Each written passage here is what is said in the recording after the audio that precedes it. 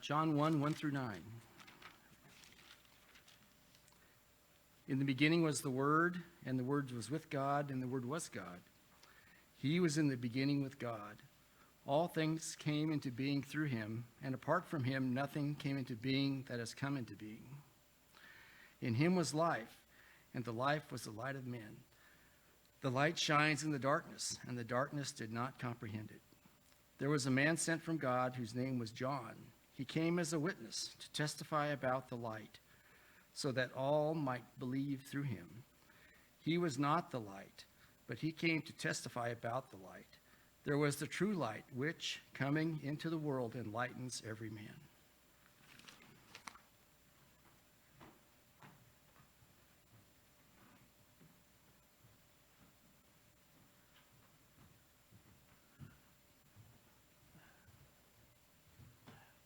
Good morning, everyone. It's another day, new month. Whatever. You know, as you'll find out, I'm just a little bit different. My teaching is not just a Bible lesson, but it's more about application and what the Bible tells us, maybe, in my opinion, what to do, how to do it. You know, when we think about Jesus, his teaching, we called them parables. And he kind of compared things here and today, at his day, with what heaven was going to be like. And I guess I kind of like it. Look, how do we apply God's Word, what the Bible says, in our everyday life? And do we do that? And so I think it's something we need to do. You know, it don't do any good to know something if you don't do it. You know, that's kind of a waste. If we had the best doctor in the world and he never ever did any medical stuff, or we wouldn't be no good to anyone. But, you know, we need to live what the Word says and how to apply it. And I think that's a very important part. And today we're going to be looking at salt and light. You know, we kind of use them terms, and what do they mean? To me, when we think about basically farmers and stuff, the salty earth. You know why that? Because the farmers like to go play in the dirt.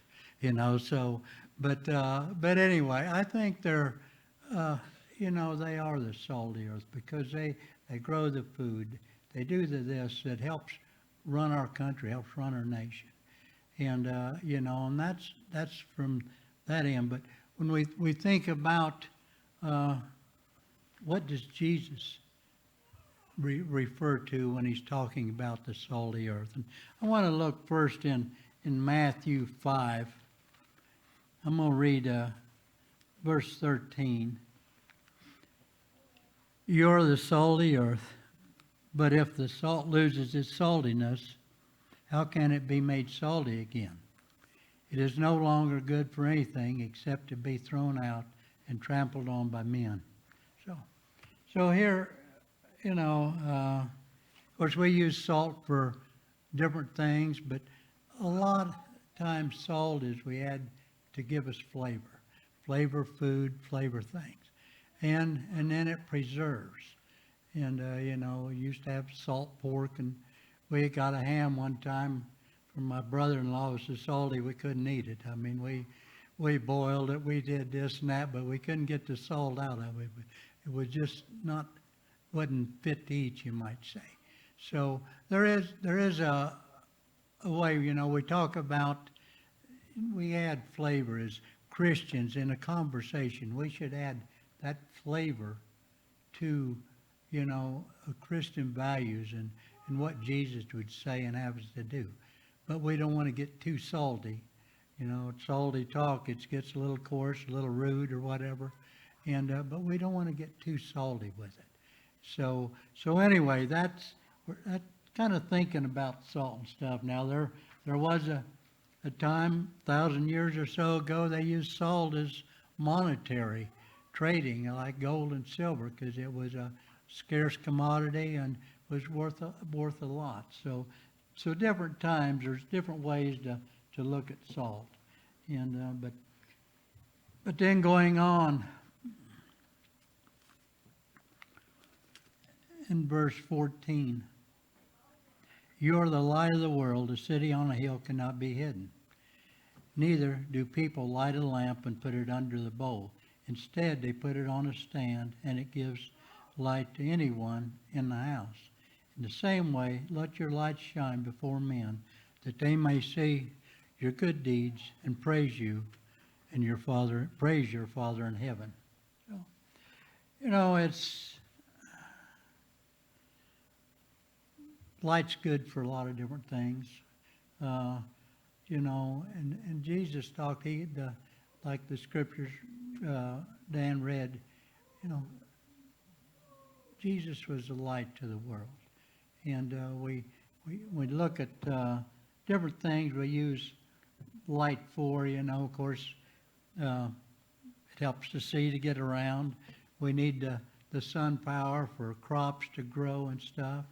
And so light has some major important things. And, of course, now we're getting solar energy.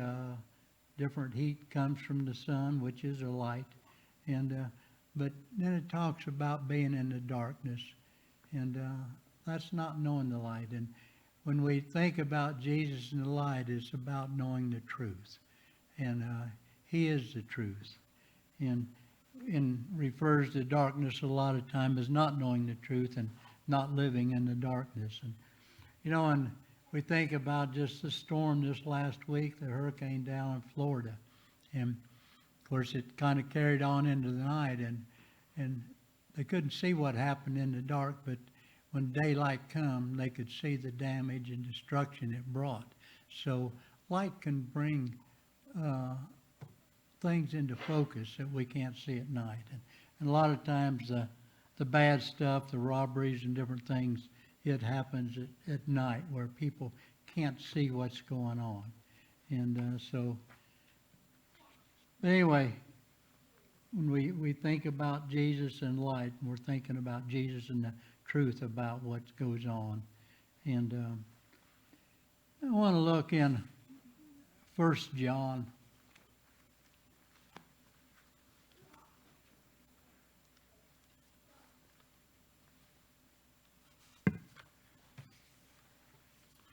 Here we see, I'm going to start reading chapter 1, verse 5. This is the message we have heard from Him and declare to you. God is light. In Him there is no darkness at all. If we claim to have fellowship with Him, yet we walk in darkness, we lie and do not live by the truth. But if we walk in light as He is in the light, we have fellowship with one another, and the blood of Jesus, His Son, purifies us from all sin. So here we see John talking again about Jesus, referring to Him as the light and the truth.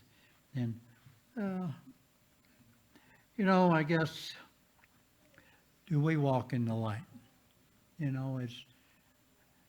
Do we share the truth? Do people, when they see us, do they see a representative, shall we say, of Jesus? And our lifestyle, how we live, what we do, is it the way Jesus would want us to do and what to be? And I guess when we think about light, of course, we have light switches on the wall, and at night we turn them on. But if electricity's off, how many times do we go and turn the switch on anyway? And oops, not there. But all light has to have a source. And, we get so used to that electricity, whether it's appliances or lights or whatever. And it's kind of hard to get along without it when we don't have it. And, of course, we have generators which help give us electricity when it's off. But we're still trying to get that light. And, of course, now we're getting more and more things that operate with batteries. A flashlight, and, of course, our our phones and other things.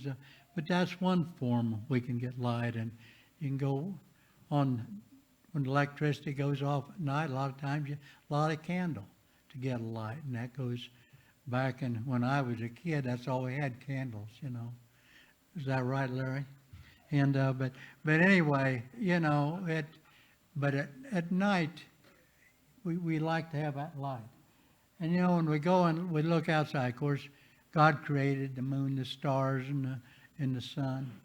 And at night, I like full moon nights, and places if snow's on, it's about like daylight out, and so pretty and everything. But you know, even the moon has a source. Without the sun, the moon wouldn't be no light at all. It wouldn't give off light. So, and that's the way we are.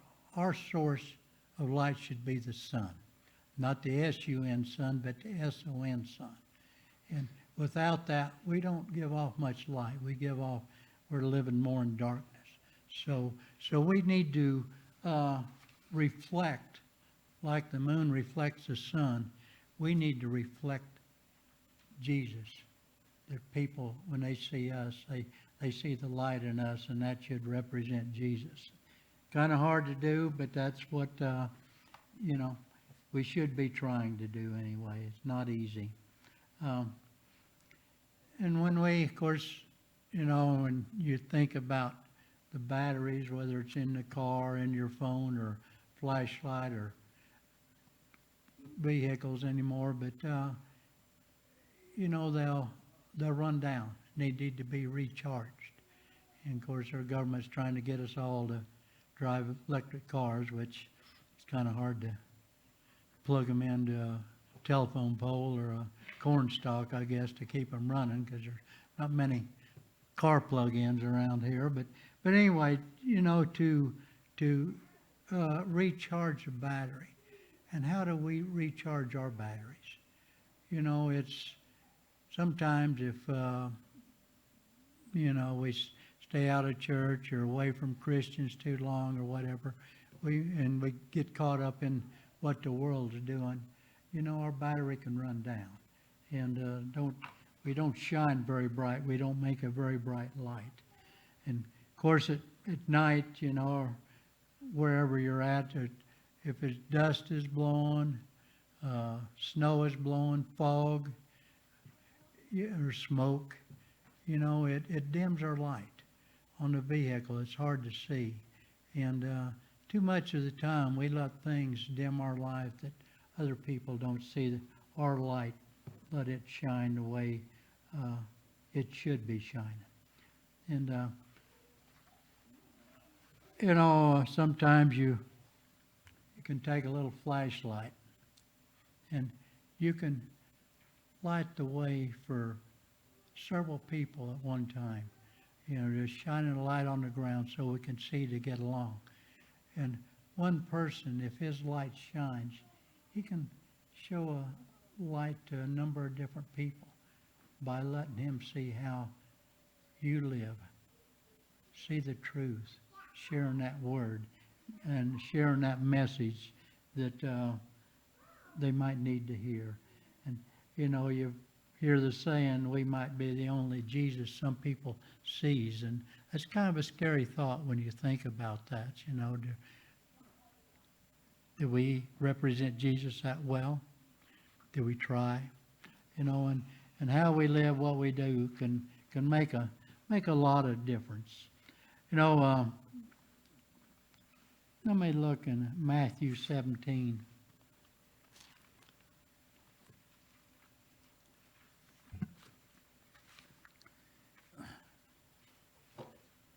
I'm going to start reading verse 1. After 6 days, Jesus took with him Peter, James, and John, and the brother of James, and led them up a high mountain by themselves. There he was transfigured before them. His face shone like the sun, and his clothes became white as the light. Just then there appeared before them Moses and Elijah talking with him. So here we see, Jesus goes up the mountain, and of course there he meets with Elijah and Moses and the disciples. Of course they were probably pretty terrified here.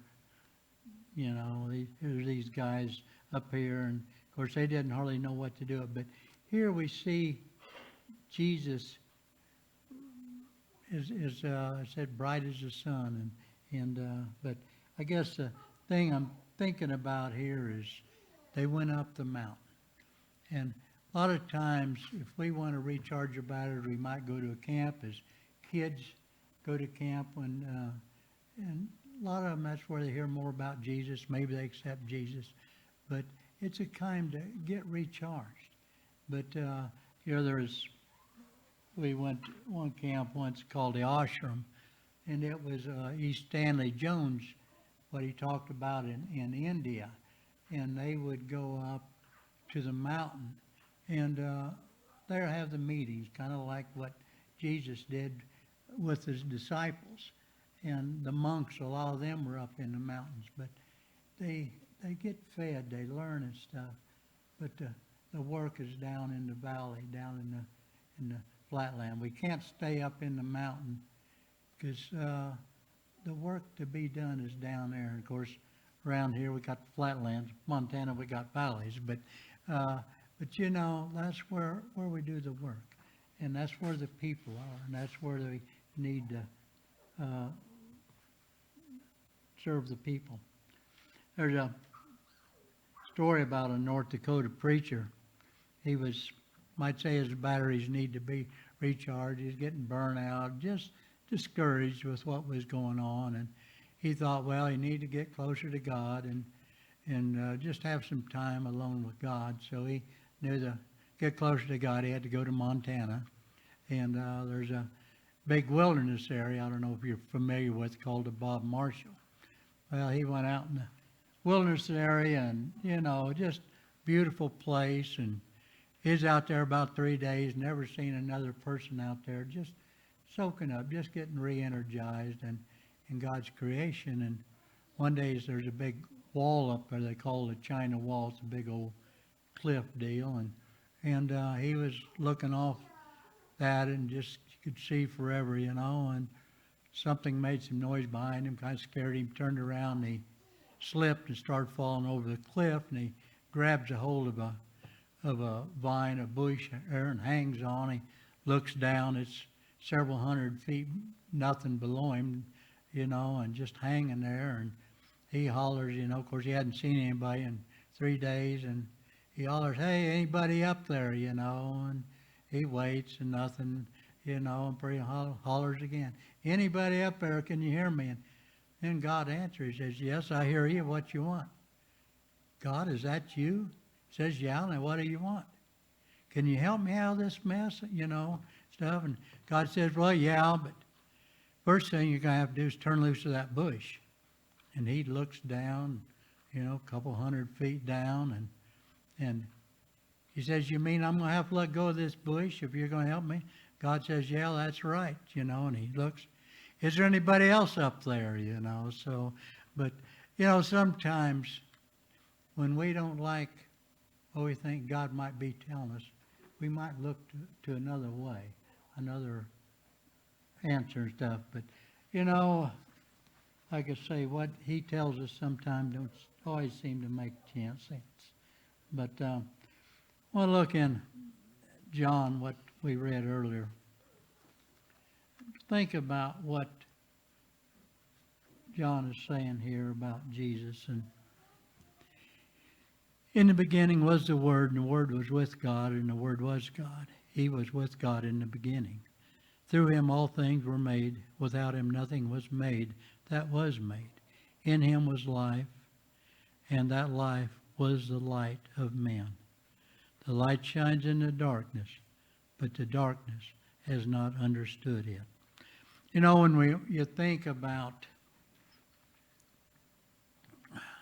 this guy had a hard time, preacher comprehending God telling him to turn loose that bush, it didn't make sense. But too much of the time when people look at Christians and how we live, what we say, what we do, it don't make sense to them maybe. You know, they talk about, well, we use Christianity as a crutch because we're weak. But that's, you know, so they look at us maybe in a different way. And I think that they judge a person by what he does, how he lives. And that's, if they see you living a good life and you're happy, content, and doing the right thing, helping your neighbor and stuff, they see that probably a lot more than they see the words that we might speak. But it's so our testimony can be how we live. There came a man who was sent from God. His name was John. Of course, talking about John the Baptist. He came as a witness to testify concerning the light, so that through him all men might believe. He himself was not the light. He came only as a witness to the light. The true light that gives light to every man was coming into the world. So here we see John the Baptist just getting up and talking about Jesus coming and what he was. And, you know, and it's about the light and the truth. And, you know, we have the opportunity to share the gospel. You know, it's not, you don't have to stand up in front of a bunch of people, but might be with family, neighbors, friends, whoever. But if they don't know Jesus, we have opportunity to maybe share the gospel, the good news with them. And, you know, in our country now, it's getting pretty sad what's going on. We started out as a Christian nation 250 years ago, and a lot of people went to church. They knew about Jesus, and that was a very important thing. Of course, freedoms too. But now then, the further we go, the further we're getting away from knowing God, knowing Jesus. Now, we had churches in Oregon and Washington, a couple in each state, and there they say only about 3% of the people go to church and are church people. So, I mean, we're very much in the minority, and it just keeps getting worse and worse. And the further we get from that, the further we get away from what our Constitution says, what the foundation of this country started at was on freedom, of course, speech, freedom of religion, and you look at the first two in the Constitution, whether what do you call the preamble? Now, the 10, whatever. Anyway, but you know, the one was the second amendment was the freedom to have guns, but first amendment was freedom of speech and stuff, and then freedom of religion and guns, and they're trying to do away with all of them.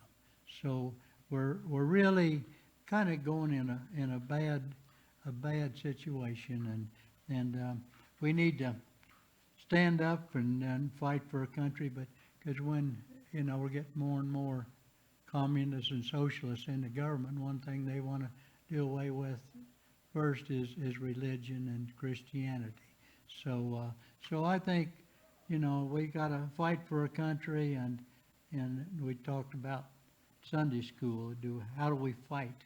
And you know, of course, we can vote and put our word out there, because people need to hear the truth about what's going on, and it's getting harder and harder to find it, and too much of the time the message about Jesus is watered down to where people aren't hearing the whole truth. But anyway, we need to hear that too.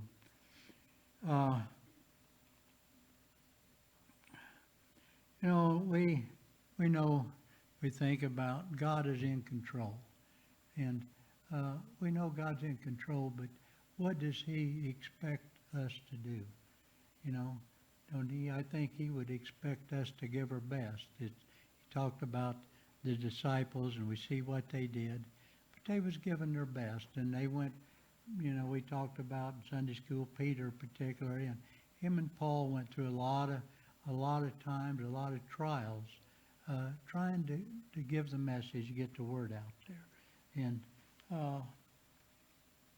sometimes it's not easy, but it's what people need to hear, need to do.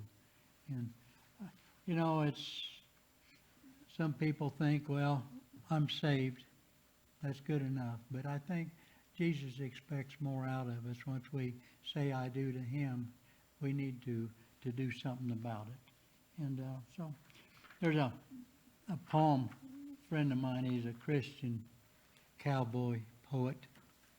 And let me read this poem. A friend of mine once told his son as the boy stood at the door, "Remember who you are, son, and the things you're standing for." Then he told how sometime later things were turned around about.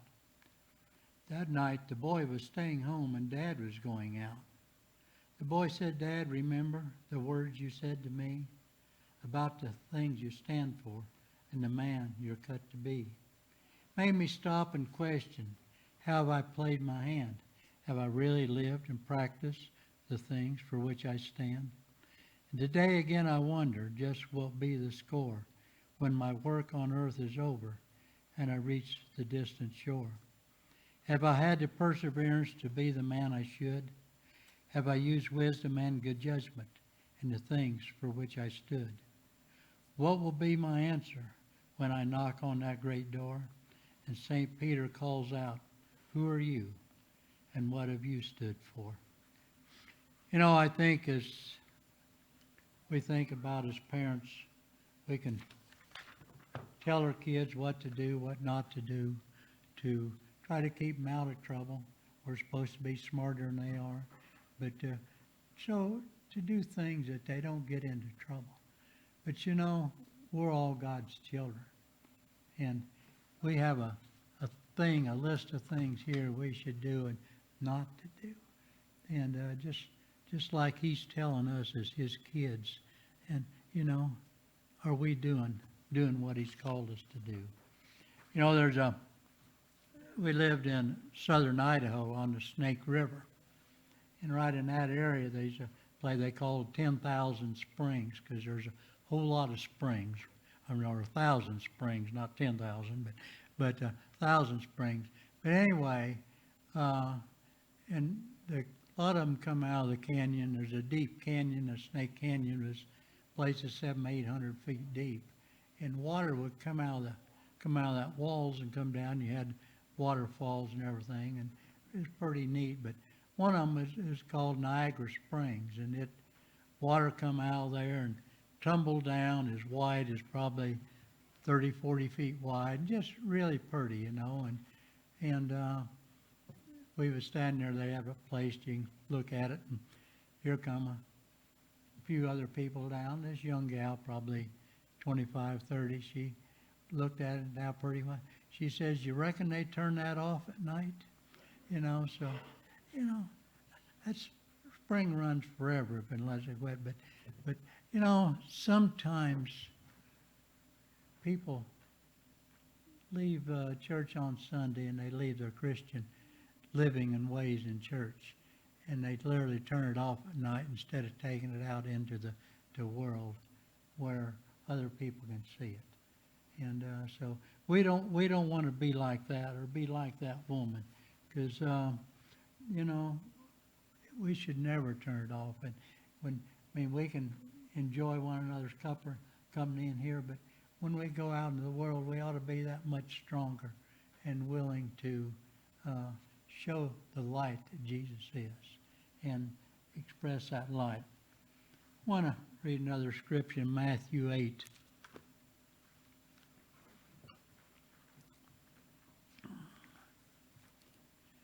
I'm going to start reading verse 23.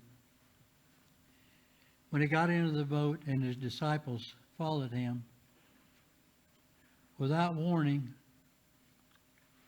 a furious storm came up on the lake, and that wave swept over the boat, but Jesus was sleeping. The disciples woke him, saying, "Lord, save us, we're going to drown." Jesus replied, "You have little faith, why are you so afraid?" Then he got up, rebuked the wind and the waves, and it was completely calm. Then the men were amazed and asked, "What kind of man is this? Even the wind and the waves obey him." You know, we had one night when we lived in northern Minnesota. It's about this time of the year, a little later, and me and one of the neighbor friend of mine, they lived on a lake. It was about 5 miles across the lake, fair-sized lake. And we went to the other side, and we'd set traps, and we was trapping. There's a big swamp area over there. Well, we went over to check it in the evening, and we knew there was a cold front coming in. We got across, and we checked the traps and stuff, and we got ready to go back, and wind was starting to blow out of the north, which we was on the south side, so we had to go into the wind. And it was just a little old boat, maybe a 9 or 10 foot little fishing boat, had a lot of 10-horse motor on it. And we started the motor off, and all we could do is get it to idle. It wouldn't go. Well, we headed out toward the other shore, going into the wind, and the boat would just barely hold its own against the waves. So we starts rowing. Well, it's getting later, getting darker, and one would row and the other was bailing because water, probably 2-foot waves, and it was coming over the boat. And one would bail and one would row. And as it got darker, we could see the light where we had to go, where his house was. And of course it just kept getting, and got plumb dark, but of course it was cloudy and everything. And we had to stay focused on that light. We was out there, I don't know, probably 3 hours. We was cold and wet. Of course, we was all wet from the deal, and it was getting down below freezing. But we had to stay focused on that light, because we knew if we could make it to that light, we'd be okay. And it wasn't easy. I mean, if we think about the disciples, you know, Jesus save us. Jesus save us, you know, help us out of this mess. And if we would have got sideways, it would have just come over the boat. And there wasn't nothing on that side of the lake for several miles, just swamp. So we didn't have much alternative to go to the light. And we made it, but it was, you row for 3 hours. It wasn't cold and wet. It wasn't a pretty thing. But we just had to stay focused on the light. And, you know, as Christians, we can go through rough times, you know, whether it's health issues or family problems or divorce, financial problems, whatever. You know, we need to stay focused on Jesus, because he's that light. And if we stay in that light, we're probably going to be okay. It won't be easy, but he didn't have it easy. You know, we think about what he did for us, and now we need to think about what can we do for him. So let's close in prayer. Dear God, we do thank you that you are the light as we go through this world today, and all the things that's going on. Dear God, we just need to stay focused on you, because we know where our future is. We know what our future will be. We can't fully understand heaven, what it'll be like, but we know it'll be great. And dear God, we just help us to do what we can to serve you, to bring other people into that light, the knowledge of you, to know the truth. And sometimes they laugh at us, and it's not fun to be laughed at, but we need to stick up for what you did, who you are, and just help other people to come to know you, because they're your children and you love them too. And we just ask now you just be with this church family as we live in this world that is full of all kind of obstacles we have to go through. But just let us help stay focused on the light and the truth. We just thank you now in Jesus' precious name. Amen.